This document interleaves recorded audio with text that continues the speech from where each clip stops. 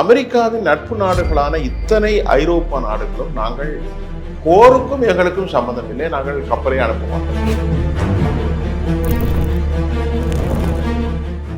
ஈரானுடைய குரூஸ் மிசைலுக்கு உலகம் இப்பொழுது தத்தளிக்கிறது. அவர்கள் இந்த நிலைக்கு வருவதற்கு காரணம் அவர்கள் தூண்டுவிடப்பட்ட மாபெரும் தவறை அமெரிக்காவும் பெஞ்சமின் நெத்தன்யாஹூவும் செய்திருக்கிறார்கள். அமெரிக்கா மத்திய கிழக்கில் இருந்து முழுமையாக வெளியேறும். ஈரானுக்கு அமெரிக்கா கண்டிஷன் போட்ட காலம் மாறி அமெரிக்காவுக்கு ஈரான் கண்டிஷன் போடுது. இந்த போரில் வெற்றி பெற்றது புட்டின் என்று சொல்லியிருக்கிறார். ரீசர்ச் டெவலப்மெண்ட்டுக்கு யூஎஸ் மாதிரி யாருமே கிடையாது.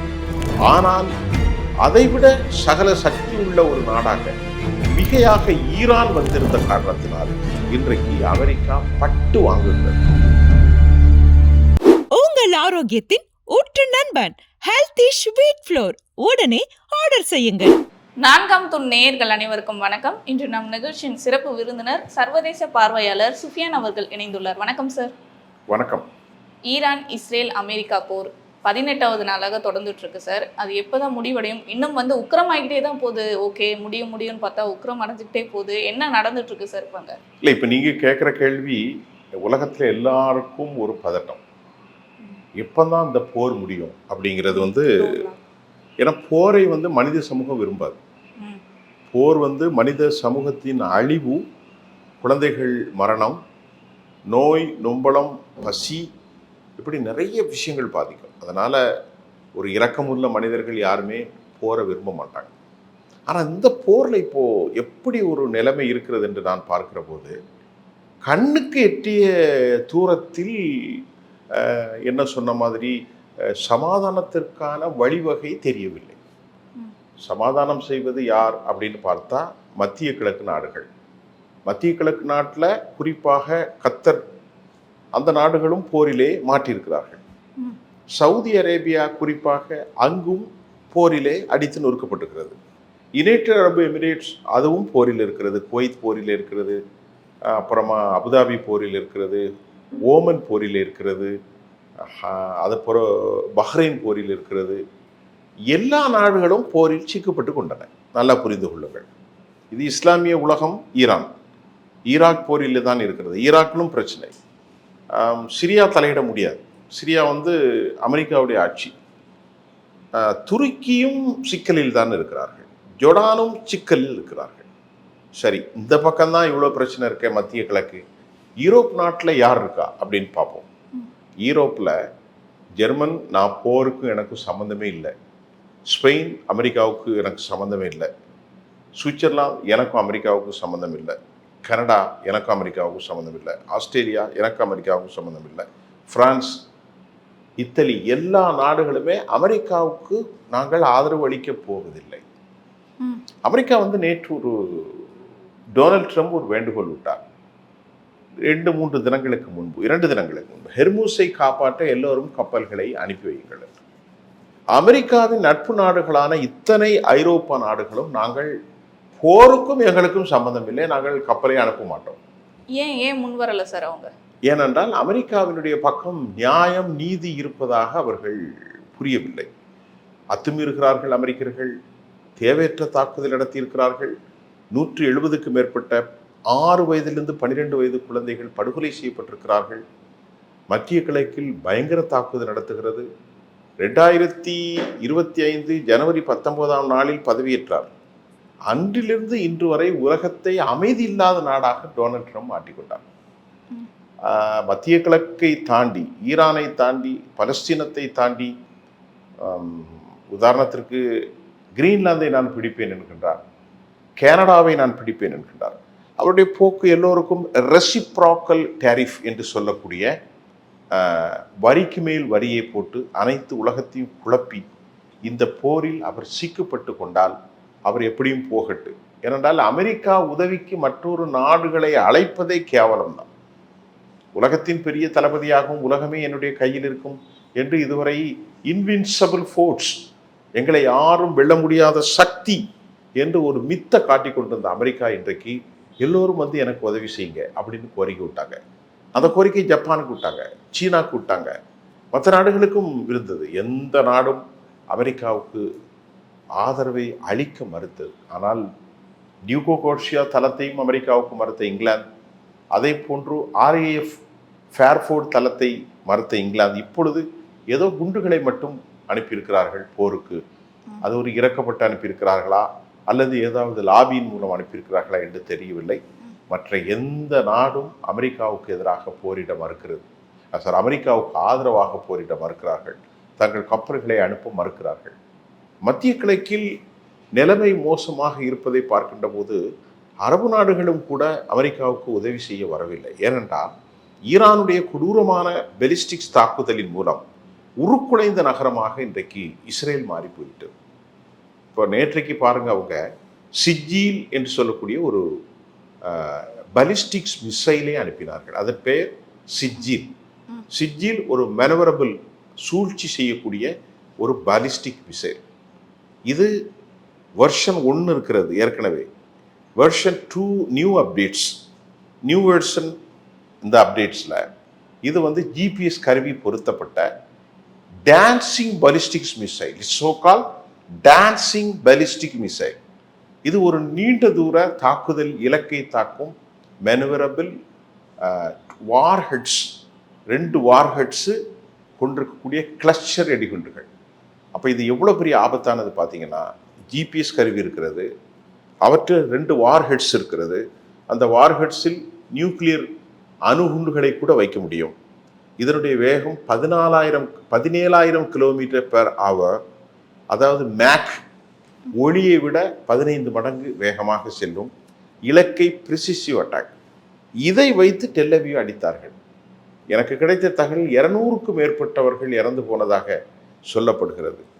நிறைய தகவல்களை யூதர்கள் மறைக்கிறார்கள்.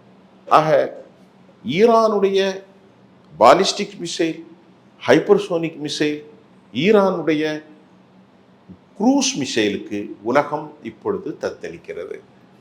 ஆனால் நீங்கள் கேட்ட மாதிரி சமாதானத்திற்கு எந்த வழியும் எனக்கு தெரிய, இதுவரை இந்த போரில் பல ஆயிரம் காணொலிகளை பேசியிருக்கிறோம், எனக்கு தெரிய சமாதானத்திற்கான கதவுகளும் இல்லை, சமாதானத்திற்கான வேயும் இல்லை, சமாதானத்திற்கான ஜோதியும் இல்லை, சமாதானத்தை இனிஷியேட் பண்றதற்கு யாருமே இல்லை. இதுதான் இப்பொழுது உலகத்திற்கு ஏற்பட்ட சிக்கலாக நான் பார்க்கிறேன். ஏன்னா ஈரான் வந்து நான் பிடிச்சதை விட மாட்டேன், அமெரிக்காவை ஒன்று அமெரிக்கா இருக்கணும், இல்லை நாங்கள் இருக்கணும், இல்லை இஸ்ரேல் இருக்கணும் அப்படின்ற மாதிரி ஏதாச்சும் ஒன்று காலி பண்ணிவிடும், நாங்கள் செத்தாலும் பரவாயில்லன்ற மாதிரி ஈரான் இறங்கியிருக்கு. ஈரான் என்ன நோக்கத்தில் இருக்காங்க சார்? அவங்க கோரிக்கைகளை நிறைவேற்றினா நிறுத்திடுவாங்களா, இல்லை வந்து அமெரிக்காவை அழிப்பது தான் அவங்க நோக்கமாக இருக்கா இப்போதைக்கு? இது ஒரு சிறந்த கேள்வி. மிக முக்கியமாக இந்த கேள்வியினுடைய நான் பார்ப்பது, ஈரானை இவர்கள் செய்தது ரொம்ப தவறு. அமெரிக்காவை போரில் இழுத்து கொண்டு விட்டது பெஞ்சமின் நெத்தானியாகு, வேறு யாரும் இல்லை. இஸ்ரேலுடைய அதிபர் பெஞ்சமின் நெத்தானியாகு தான் அமெரிக்காவை போரில் இழுத்து கொண்டு விட்டார். அமெரிக்காவுடைய செனட் சபை, அமெரிக்காவுடைய காங்கிரஸ், ரிப்பப்ளிக்கன், டெமோக்ராட்ஸ் யாருமே இந்த போருக்கு ஆதரவு இல்லை. ஒரு தனி மனிதனாக எடுக்கப்பட்ட முடிவு இப்படித்தான் சிக்கலில் வரும். ஆனால் நேற்று இரவு அமெரிக்க அதிபர் சொல்கிறார், நாங்கள் ஈரான் இவ்வளவு கொடூரமாக தாக்குவார்கள், ரிட்டாலியேஷன் இப்படி இருக்கும் என்று நாங்கள் கனவிலும் எண்ணவில்லை என்பது போன்று அவர் சொல்லியிருக்கிறார். இவ்வளவு தாக்குதல் நடக்குமா அப்படின்ட்டுலாம் நாங்கள் நினைக்கல, அப்படிங்கிறத நாங்கள் சிக்கி கொண்டோம் என்று சொல்ல மாட்டார் அல்லவா. நாங்கள் இப்படி மாட்டியிருக்கிறோம் என்பதை அவர் சொல்லாமல் சொல்லியிருக்கிறார். நீங்கள் கேட்டீர்கள் ஈரான் அழிந்தாலும் பரவாயில்லை என்று நினைக்கிறதா என்றால் அதுதான் உண்மை. எப்படி என்று கேட்டால், அவர்கள் ஒரு ஷியா இஸ்லாமிக் பிரிவை சார்ந்தவர்கள். அவற்றுடைய உச்சபட்ச தலைவர் யார்? குரு என்கின்ற அளவுக்கு பார்க்கிற இமாம் சையத் அலி கமேனி 86 வயசுல அவரை மரணிக்க செஞ்சிட்டாங்க. அவரை சாகடித்தது, அவரை கொலை செய்தது அமெரிக்காவும் இஸ்ரேலும் செய்த பெரும் தவறு. சனிக்கிழமை காலை கடந்த பிப்ரவரி 28 முதல் தாக்குதலிலே அவர் கொல்லப்பட்டுள்ளார். ஏனென்றால் அவர்கள் இந்த தாக்குதல் நடக்கும் என்று நம்பவில்லை. காரணம், பேச்சுவார்த்தை நடந்து கொண்டிருக்கிறது. இந்த மாதம் 2 மறுபடியும் ஒரு சீஸ் ஃபயருக்கான பேச்சுவார்த்தை. சீஸ் ஃபயர் இல்லை, ஆமாம், ஒரு அமிக்கபிள் செட்டில்மெண்ட், போர் நடக்கலையே, பேச்சுவார்த்தை நடத்தும் போது சனிக்கிழமை காலை உள்ளூர் நேரம் 7:30 மணிக்கு அவர்கள் கொலைவெறி தாக்குதலை நடத்தி முடித்து விட்டார்கள். அதில் அவங்களுக்கு ரொம்ப வெறி ஆயிட்டாங்க. நம்முடைய குரு, நம்முடைய தலைவர் மட்டுமல்ல, 48 பேரை கொலை செய்திருக்கிறார்கள். அவர்கள் இந்த நிலைக்கு வருவதற்கு காரணம் அவர்கள் தூண்டிவிடப்பட்ட மாபெரும் தவறை அமெரிக்காவும் பெஞ்சமின் நெத்தன்யாகும் செய்திருக்கிறார்கள். இப்போது ஈரானிடத்தில் சமாதானத்திற்கு அமெரிக்கா கொஞ்சுகிறது. அந்த சமாதானத்திற்கு வேறு வழிகள் சொன்னாலும் ஈரானுடைய 4 ஆளுமைகள், ஒருவர் Masoud Pezeshkian, is the president of Iran, ஐயா. இன்னொன்று ஐஆர்ஜிசியினுடைய தலைமை பொறுப்பில் இருக்கும் இராணுவ தலைமை அமைச்சாளர், செக்ரட்டரி, அவர் பேர் அலி லஹரிஜானி. நாடாளுமன்றத்தின் வலிமை ஊன்ற சபாநாயகர் பக்கர் கலிபா, எக்ஸ்டர்னல் அஃபேர் அண்ட் மினிஸ்டர் சொல்லப்போனால் அப்பாஸ் அராக்சி. இவர்கள் 4 பேரும் என்ன சொன்னார்கள்? ஈரான் எப்போதும் அமெரிக்காவை நீ நம்ப போவதில்லை. அவர்கள் பேசினால் பெரும் பொய் சொல்வார்கள், வாக்கு கொடுத்தால் அவர்கள் மாற்றமாக நடப்பாங்க. நாங்கள் நிறைய கசப்பான உணர்வுகளை, கசப்பான அனுபவங்களை அமெரிக்காவிடத்தில் பெற்றிருக்கிறோம். இதுகாரம் இனி பேசுவதற்கு ஒன்றுமில்லை. வாழ்வினால்ந்தாலும் சரி, செத்தாலும் சரி, எங்களுடைய கண்டிஷனை அமெரிக்கா ஏற்றுக்கொண்டால் அவர்களுக்கு விதிவிலக்கு அளிக்கலாம். என்ன கண்டிஷன் அப்படின்னா 4 கண்டிஷன். பாயிண்ட் நம்பர் 1, இந்த பிராந்தியத்திலிருந்து அமெரிக்கா முற்றிலுமாக வெளியேறும். உனது வேலை என்ன? உனது நாடு அமெரிக்கா, அங்கே நீ இராணுவத்தை வைத்துக் கொள்ளலாம். அரபுகள் வாழுகிற இந்த மண்ணில் அல் உதீது தளத்தை பஹ்ரைன்லேயும், கத்தர்லேயும், சவுதி அரேபியா, குவைத்தில் 8க்கும் மேற்பட்ட தலைவர்கள், பஹ்ரைனில் 5வது மேரிடைம், அதாவது கடல் படை தளபம், இப்படி எல்லாம் இடத்திலே வைத்து கொண்டு இங்கே ராஜ்யம் செய்வதற்கு நாங்கள் அனுமதிக்க மாட்டோம். இது முதலாவது கண்டிஷன். அமெரிக்கா மத்திய கிழக்கிலிருந்து முழுமையாக வெளியேற வேண்டும். 2வது கண்டிஷன் என்னவென்றால், அமெரிக்கா எங்களின் மீது இதுகாரம் விதித்திருந்த பொருளாதார தடையை முழுமையாக நீக்க வேண்டும். 3வது கண்டிஷன் என்னவென்றால், எங்களுடைய சொத்துக்களை அவர்கள் முடக்கி இருக்கிறார்கள், அதை உடனடியாக விடுதலை செய்ய வேண்டும். எங்களுடைய பொருளாதார தடை வேறு, உலகத்தில் எல்லா நாடுகளுக்கும் வர்த்தகம் செய்யலாம் அப்படிங்கிறத அவங்க அறிவிச்சிடணும். நாங்கள் வழக்கம் போல எல்லா நாடு மாதிரி எக்ஸ்போர்ட் பண்ணுவோம், இம்போர்ட் பண்ணுவோம். எங்கள் சொத்து நான் ஃபாரின்ல இருக்க, அதை முடக்கியிருக்காங்க அமெரிக்கா, அதை எங்களுக்கு கையில் கொடுக்கணும். இது அல்லாமல் 4வது என்ன சொல்றாங்கன்னா, எல்லா நாடுகளும் ஆயில் ஏற்றி செல்லக்கூடிய உலகின் மிகப்பெரிய சந்தையாக இருக்கும் ஹெர்மூஸ் வளைகுடா, அதாவது த ஸ்ட்ரைட் ஆஃப் ஹெர்மூஸ் என்று சொல்லக்கூடிய குறுகலான ஒரு பகுதி, அவற்றில் ஆயுதங்கள் உலகம் முழுவதும் சப்ளை செய்யணும்னா ஒரே ஒரு கண்டிஷன், இனி அமெரிக்க டாலரில் நடக்கக்கூடாது. அனைத்தும் சீனா பணமான யுவான் மூலம்தான் டிரான்சாக்ஷன் நடக்க வேண்டும். இதுக்கு ஒத்துக்கிட்டா மட்டும்தான் நாங்கள் போரை நிறுத்துவோம். இதை ஒத்துக்கலைன்னா நாங்கள் போரை நிறுத்த போவதில்லை. ஏன்னா அமெரிக்காவுக்கு எதிராக ஈரான் சொல்லியிருக்கு. அப்போ நமக்கு கொஞ்சம் யோசிக்கிறோம், இவ்வளவு கண்டிஷன் போட்டு வல்லரசு நாடுகள் தான் போரை நிறுத்த மாட்டார்கள். சின்ன நாடுகள் எல்லாம் வல்லரசுகளோடு மோதாது. ஆனால் இங்கே நிலைமை முற்றிலும் மாறுதலாக இருக்கு. காரணம், அமெரிக்காவுக்கு கண்டிஷனை போடுறது ஈரானாக இருக்கிறது. ஈரானுக்கு அமெரிக்கா கண்டிஷன் போட்ட காலம் மாறி அமெரிக்காவுக்கு ஈரான் கண்டிஷன் போடுகிறது. அணு ஆயுதங்களை நாங்கள் வைத்திருப்போம் 3 இடங்களில், ஃபர்தோஸ், இஸ்பஹான், நட்டான்ஸ் போன்ற பகுதிகளில் மலைகளுக்கு ஆழமாக அணு ஆயுதங்களை வைத்திருப்போம். முடிஞ்சா நீ எடுத்துக்கொள், உன்னிடத்தில் இருப்பது பங்கர் பஸ்டர் தானே, GBU-57 போட்டுக்கொள், சவால் விடுகிறார்கள். அமெரிக்காவுடைய குண்டுகள் நீங்கள் பார்த்தீங்கன்னால் ஒரு 60 மீட்டர் மட்டும்தான் இருக்கும். ஆனால் இவர்களோ கிட்டத்தட்ட ஒரு 250 மீட்டருக்கு கீழ், 300 மீட்டருக்கு கீழ் ஒரு பெரிய நிலக்கீழ் சுரங்கங்களையும், அதனால் வடிவிக்கப்பட்ட ஆர்சனல் இராணுவ குடோன்களையும், ஏவுகணை missile, cruise missile, ballistics, supersonic, hypersonic எல்லாம் அவர்கள் வைத்திருக்கிறார்கள்.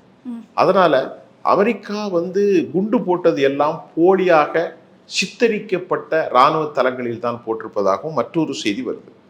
ஆகவே நாங்கள் 6 மாதம் அல்ல 5 வருடமும் போர் செய்வோம் என்று வெளிவிவகாரத்துறை அமைச்சர் அப்பாஸ் அராக்சி சொல்வதையும் இன்னும் மூத்த இராணுவ தலைவர்கள் சொல்வதும் அமெரிக்கா இப்பொழுது செய்வதறியாது திணைத்து கொண்டிருக்கிறது. ஆனாலும் அமெரிக்காவுடைய president mister president Donald Trump, நாங்கள் ஏராளமான ஆயுதங்களை அழித்து விட்டோம், ஏராளமான தளவாடங்களை நொறுக்கிவிட்டோம், இனி அவர்களால் ஒன்றும் செய்ய முடியாது என்று சொல்லி கொண்டிருக்கிற போதே மடமடவென்று ஏராளமான ஆயுதங்களை வீசி போர் செய்கிற ஒரு சூழல் இப்பொழுது காணப்படுகிறது.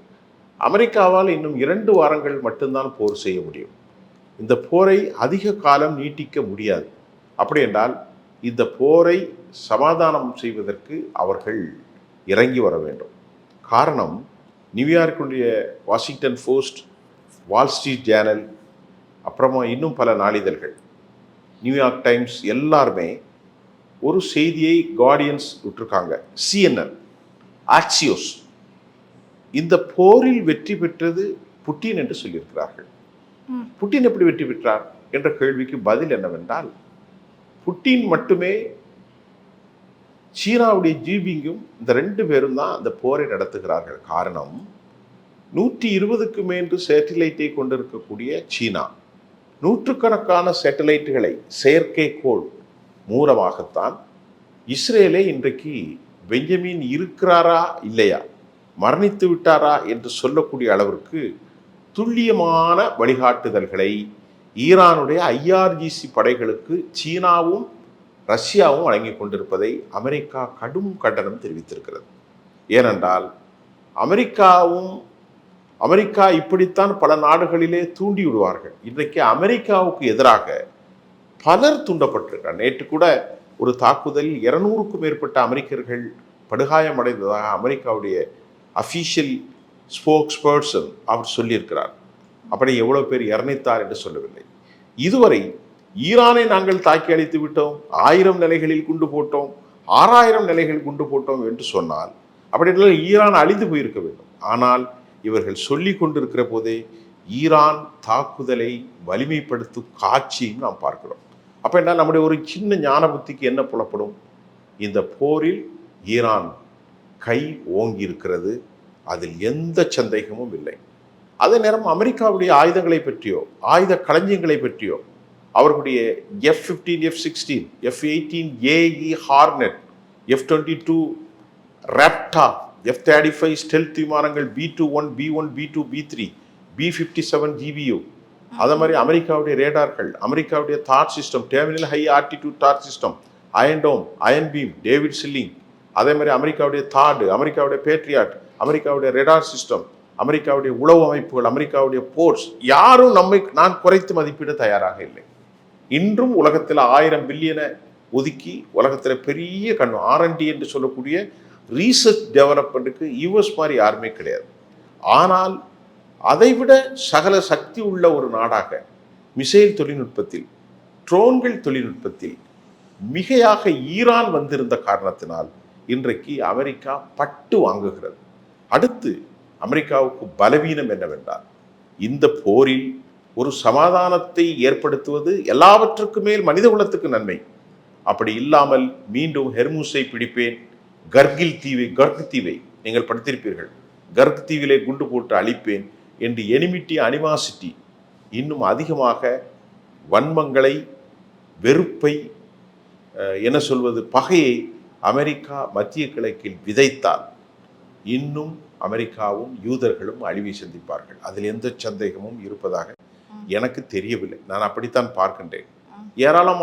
ஈரானில் ஏராளமான அழிவை சந்தித்திருக்கிறார்கள்.